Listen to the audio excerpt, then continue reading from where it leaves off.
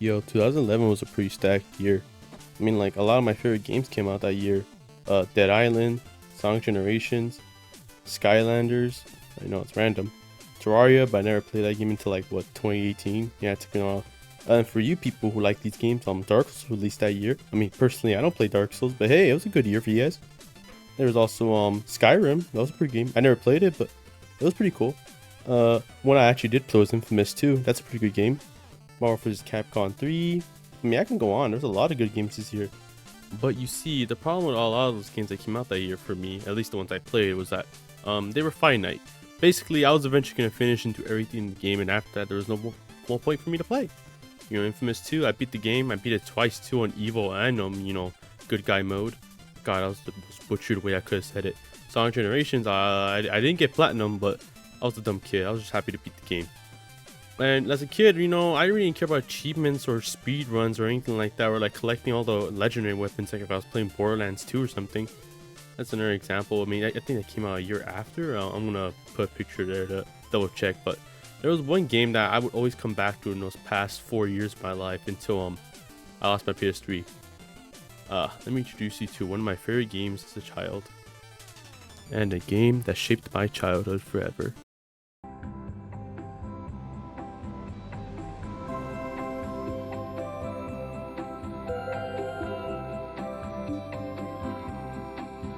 Dreams, fantasies, ideas.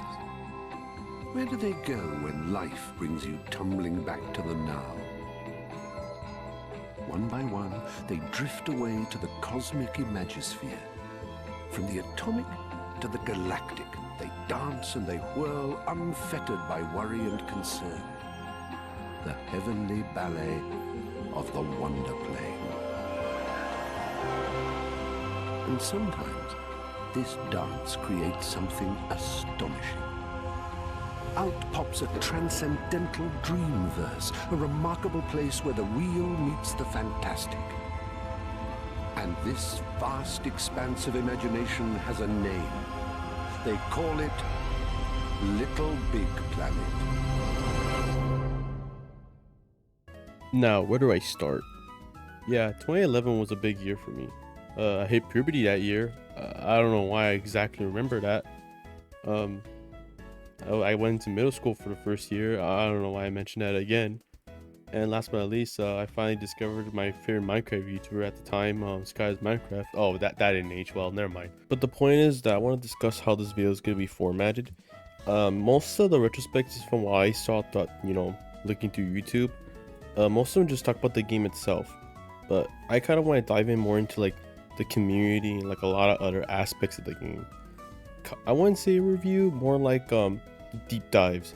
For example, Roblox has like a specific trend in level types, like what most people would play, or like what type of skins and drip they would like use all the time.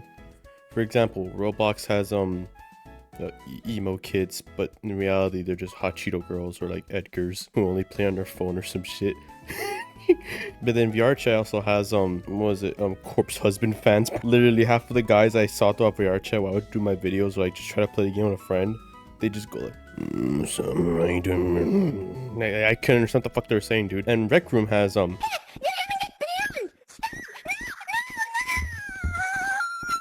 before I get into like community trends, I want to go over popular levels, starting with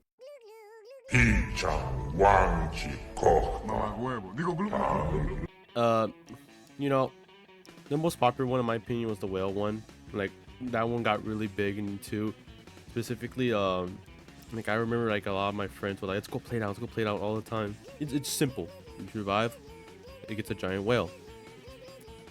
Wow, good explanation, Blake. Thanks for letting me know. It wasn't like it was in the title. Okay, obviously there's more to it. I mean, but then again, it just boils down to Fort Fight Shrimp and Golden Corral trying to run away from. I mean, that's basically what it is.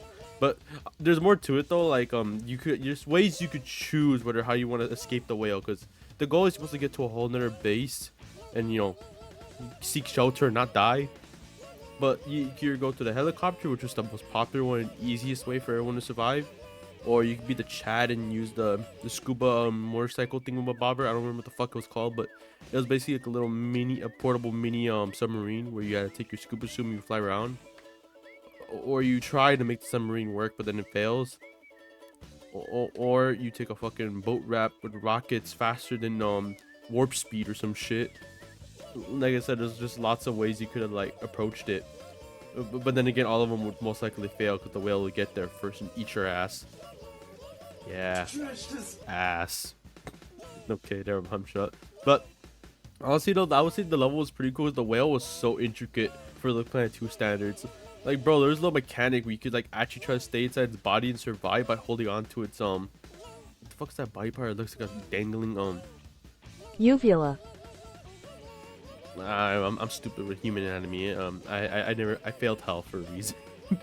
But you get the point. You can hold on to its body parts and its stomach and stuff, and like basically hold on to dear life. You know, it was in vain, but it was a nice little detail. Like I said, the level was more intricate than you think, and I would recommend anyone getting back into the game, or like if they pick up the game, like specifically Little Planet 3, and just play that level. It's a blast. I think it's one of the more fun ones that you can pick up easily.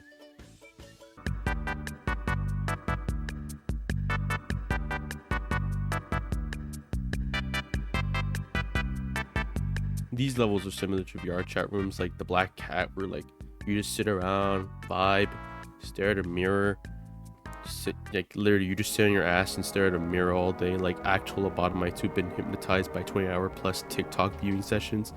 But I'm getting off track.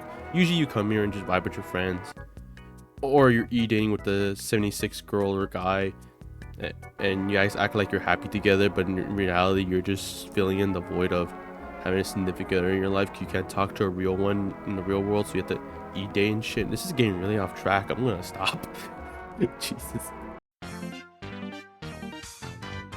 This level was basically LBP2's answer to Mario Party, and I would be like one of the few people that actually really enjoyed it more than I think it deserved, because it did a lot of really cool things. I'm not gonna lie. Like, for example, there's like actual NPCs you could play against in case you were like this lonely squeaker that everyone found annoying and no one wanted to hang out with them, so you just play with the NPCs. It's depressing, but hey, at least you have someone.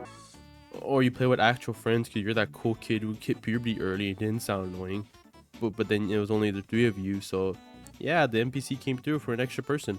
Still helped.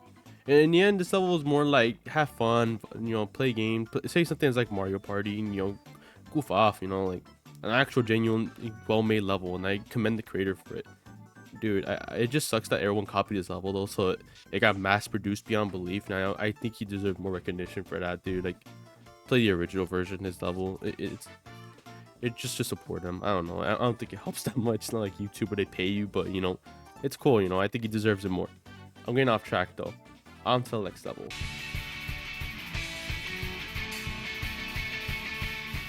Sticker rooms similar to like picture rooms, where like usually they were bundled together. So you have both a sticker room and a picture room in one level, just to you know add both in case you know. Okay, I'm getting off track, but basically the whole point of sticker rooms is that in case you need to color your clothing, because you know you can't just like go into a setting in a shirt or like any clothing you get throughout the game and just change its color. Some only few had that kind of ability, but you had to change your whole poppet color. It wasn't like just switching the color and that's it. Basically, everyone in the community, we just colored our shit with stickers because we found that stickers, you could just like make them so huge that, you know, if it's one simple color that takes up the entire sticker, you know, you just cover yourself or the shirt and it turns it pink or it turns it red, whatever color you want. It was basically our way of coloring and styling our stuff, which made it more unique for us to customize our characters. And sticker rooms, they usually have like this little like specific like style where like, oh, here, come to the emo one if you want emo drip. Oh, come to the normal one if you want normal drip. Or like, here, if you need specific colors or logos, come here. It's like, yeah, they're basically there to like chill and customize your character in that specific level.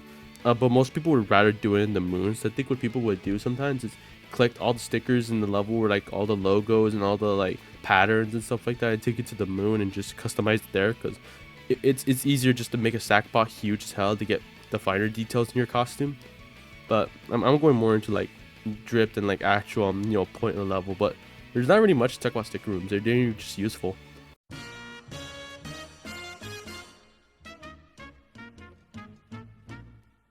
All the footage used here is going to be from the YouTube channel Epic LBP Time. He re-uploads a lot of Little Big Planet movies, so you don't have to wait through loading screens. So shout out to him, and I'm gonna put his channel link in the description. Y'all should probably give him some love, show him what's up, and support the channel. He's a pretty cool guy. This isn't a specific level, but more like a general type of level where if you didn't feel like moving your controller, you wanted to sit down, relax, or be a sad, lazy, tubby bastard looking at you, Blake. Well, you can sit back and watch some quote-unquote good movies like Little Planet 2 movies. I mean, but then again, anything's probably better than Moonfall, so I don't know. But I'm going to say now, these levels didn't age well at all. Like, I sat back and rewatched a lot of them. Yeah, I'll give Little Planet one thing. It was cool and novel to make movies in the game. I still find it cool to this day. But God, they did not age well. I mean, I personally still enjoy them. I'm not gonna lie. I kind of want to do a Twitch like a stream where I'd want to like watch these movies, but I'm getting off track. I showed them to a friend who's never played Little Planet in his life, and let's just say his inner bowels fucking just left his body. That was a disgusting way to put it. Basically this man cringed so hard he practically turned to a raisin. That's all I can really say. But I'll leave that up to you guys. I'll probably put some reactions or something like that, so enjoy in your own discretion. Alright, I talked enough about levels, but now let's discuss the more important thing about Little Planet 2, the driving force of the game, the reason that most people played the game, and similar to Roblox, drip. Yes, just like Roblox, if you weren't spending your allowance, or if you had one, if your parents loved you enough, then you were not a part of the cool kids club with the drip, aka the higher class. But then again, cool kids club was really not cool, I'm not gonna lie. But before I go off of that, I need to talk about a whole nother thing I want to discuss, something very important that I think companies could take a page out of. Just saying.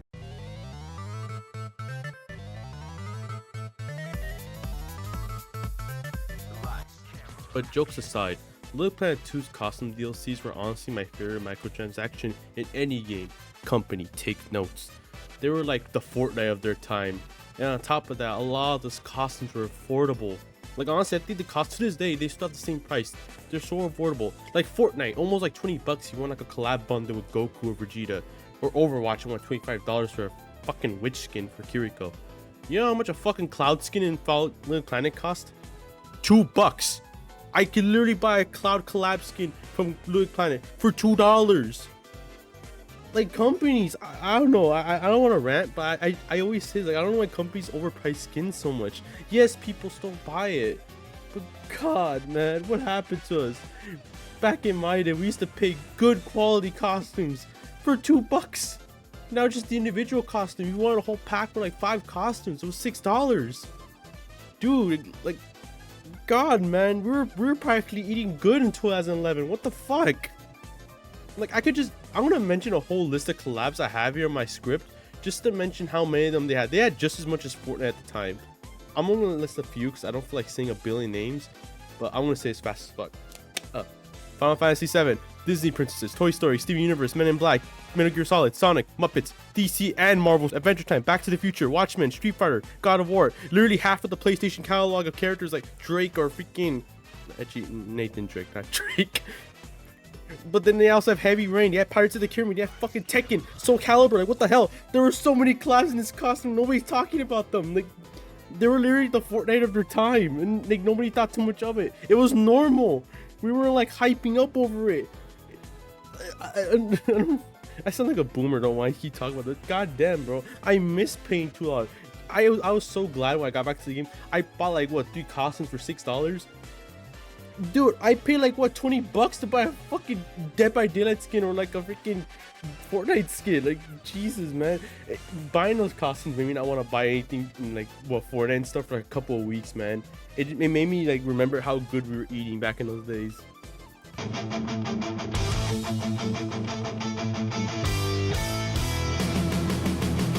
The emo epidemic ran rampant throughout 2005 and 2015, and the scene kids decided to migrate to a game known as Little Big Planet 2, infesting the lovely game with their edge and their raw energy all over the community, to the point where I bought a red checker beanie just so I could cosplay as my Little Big Planet costume character Key, look like an emo kid with red checker sweater.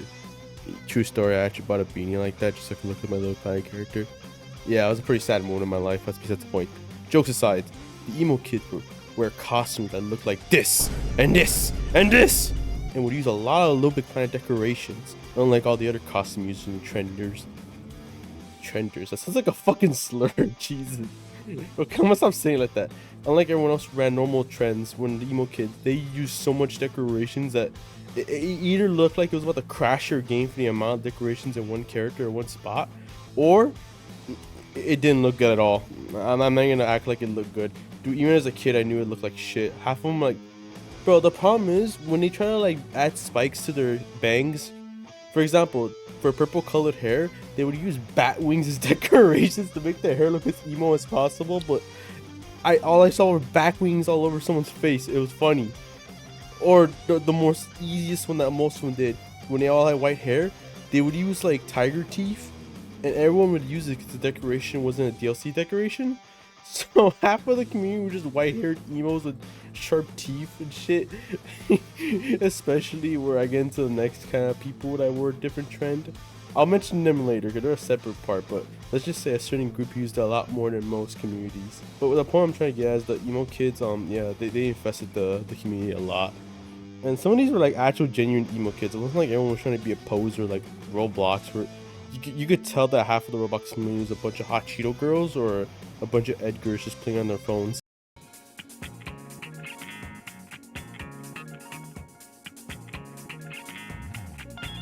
This trend is for those who had actual parents, you know, that loved them and everything and didn't divorce each other, or, you know, one of them didn't die in a horrific accident so they couldn't create their emo child and were showered by love. And unlike you know, the emo kids who had skin that was more pale than a ghost that made them look alive, these people, as they were referred to as cozies. Saying that fucking word makes me want to fucking jump off a building. I don't know why, that word sounds cringy, but I have to refer to them as, like, that's what most levels when they had costumes for these kind of trends called them, cozies. Ugh. Couldn't think of a better name. I'll give them a better name.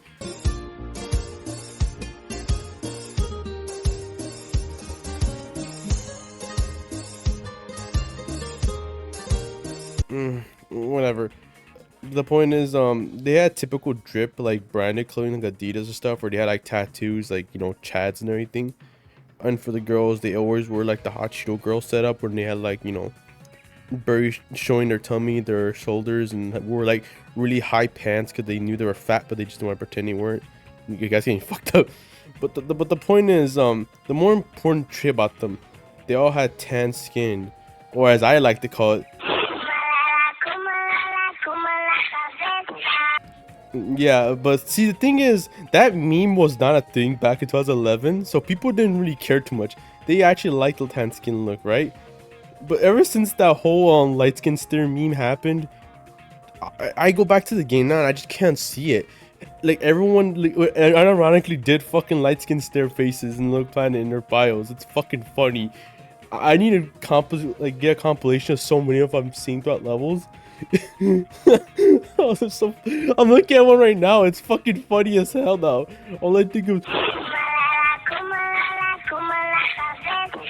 it's all I fucking hear in my head.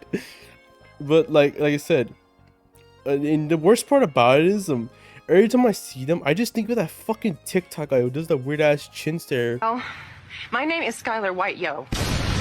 And that fucker's been drawn in so many art styles now, I can't see it now. Please, someone, when this video gets uploaded, draw a Sackboy with that fucking light skin stare. That would make my fucking day. And send it to me on Twitter, please.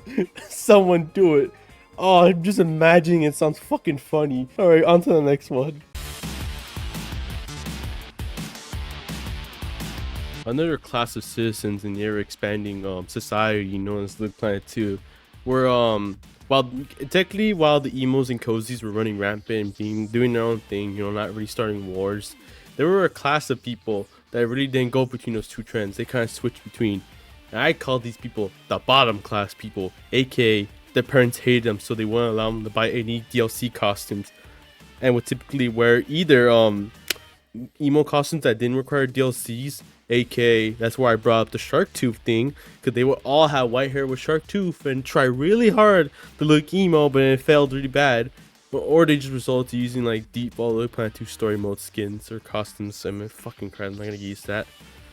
But yeah, they would resort to that. There's not much to say. They were just bottom class people. Nobody gave a shit about them.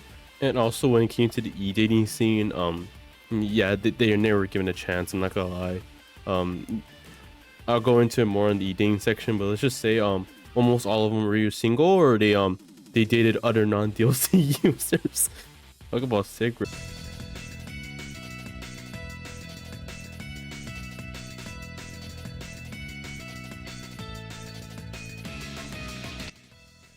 Little Planet 2 creators. These divine beings didn't follow any trends and wanted to be their own people. And I'm going to show examples of like kind of the costumes. These are basically just the guys who made the levels I talked about in the first point. Like a lot of them, almost all of them that made levels that are popular, they all had their unique costumes. They didn't really follow specific trends. I mean, I don't blame them, bro. Like, honestly, the more I look back at them, I'm like, bro, being a trendsetter was so boring. Like, you just find like light-skinned stare people, emos, poor people. But then like the creators are pretty much like the 1%. That's literally the best way I could put them. They made all the popular levels. Everyone tried to add them and stuff, but you know, they were treated like celebrities basically. It's like don't respond to the fans, or else you're gonna give them hope thinking you want to be their friend and shit. It's like, fuck, bro. They literally were treated like celebrities, even though all they just did was make stupid ass fucking movies with the most cringiest jokes in existence. I'm just kidding. You guys make cool entertainment. Don't beat yourselves down. It was a different time. That was funny to me at the time. But I'm getting off track. The point is, these creators, I can't really say much about them. They didn't really, like I said, they weren't really trendy. They just like to fuck around in the game and vibe and actually genuinely take advantage of the game's creation and have fun with it. While you had cozies taking pictures in their picture rooms and emos, I don't know, fucking playing the 20th horror game. Jesus fucking Christ. And then you had the poor people who did a bit of everything, actually played the game. Ironically, the poor people had more fun with the game than the emos and the cozies. Ugh, I hate saying that fucking word cozy.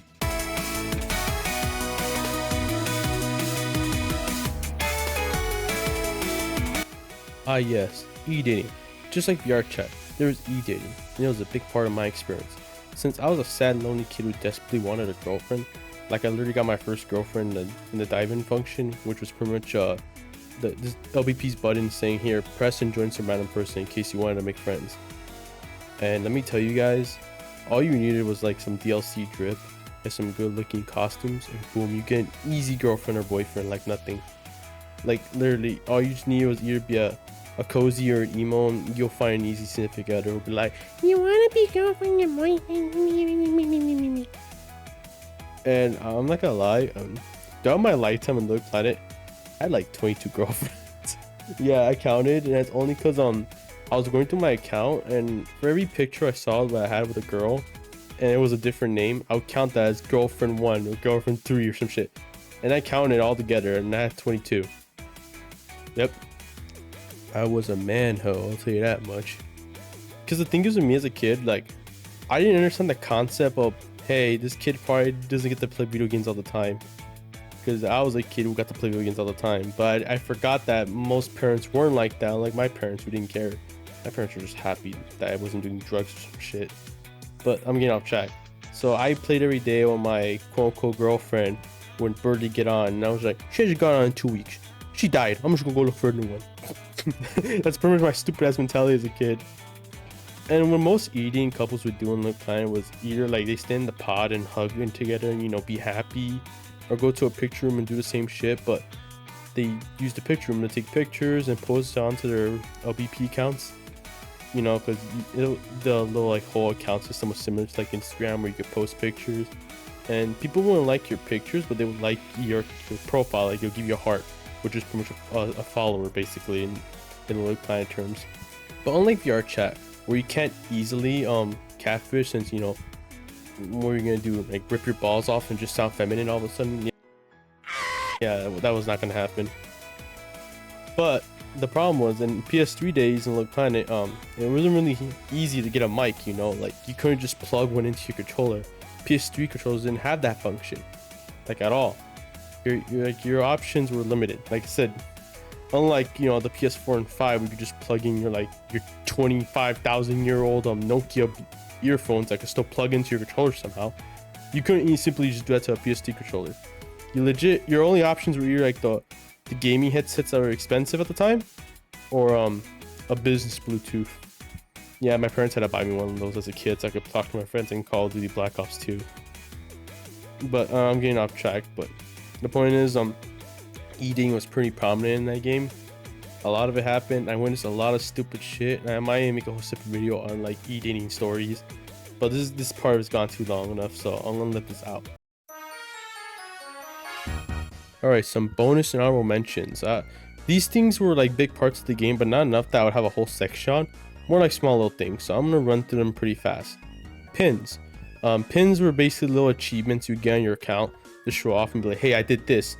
For example, you aced all the levels in the DC Superheroes DLC, so now you're a cool kid. You did all those levels without dying. So when you hear me say ace, it means you pretty much did all the levels without dying. Don't think too much of it. Or you be the Chad that has the platinum pin, when you say, yeah, I did everything. I'm a badass. And what, foo? Exactly. Then there was Moon Sandbox. It was just a poor man's version of Gary's mod, basically. There's nothing much to it. It's that same concept where you just go on the moon, doing a bunch of random shit, and go ham, basically. Hearts. I mentioned this in the eating part, but hearts are pretty much like your followers. Think of it like a Facebook page. Everyone can see it, and I mean everyone. And hearts were like your followers on Instagram. Each heart was a person who's personally gonna see what you posted. Or not, they're just gonna do the thing called heart to heart, where everyone in the community was desperately trying to get a bunch of hearts, so they say heart to heart, where you just heart to each other, so you get like one heart, and it'll be like a transaction more than like a genuine heart. But that's all for the honorable mentions.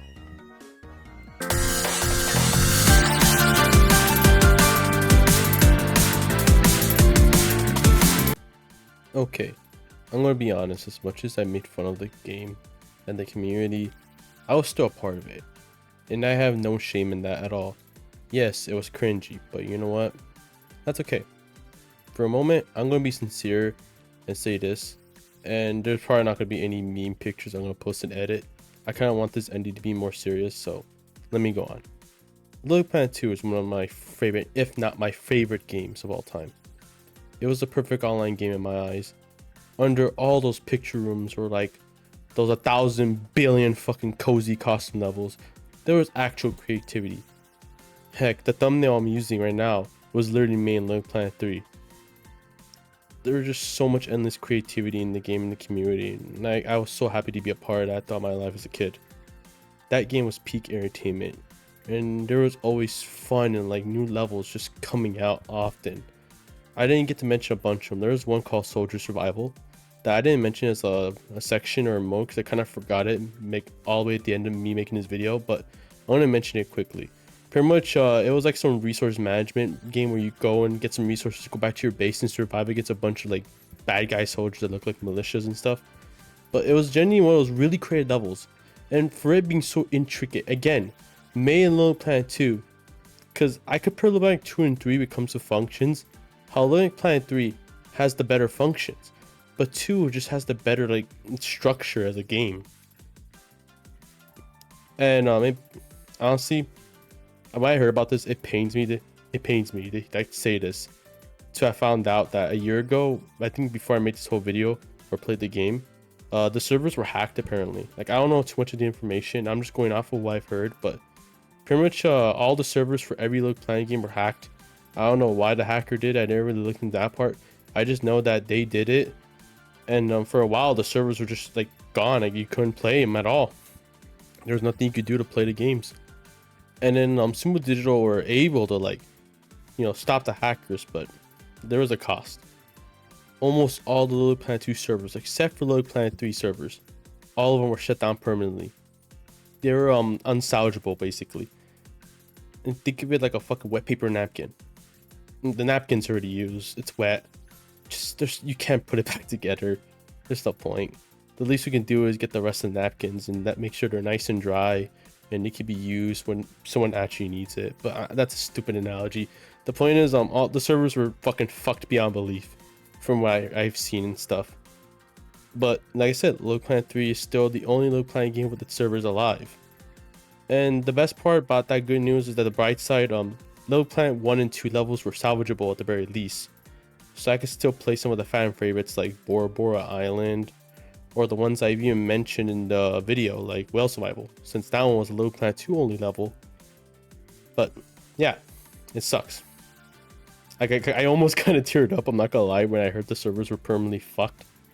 Because I think a month before that whole shit happened, a friend let me borrow his PS3, and I got to play the game again for a little bit.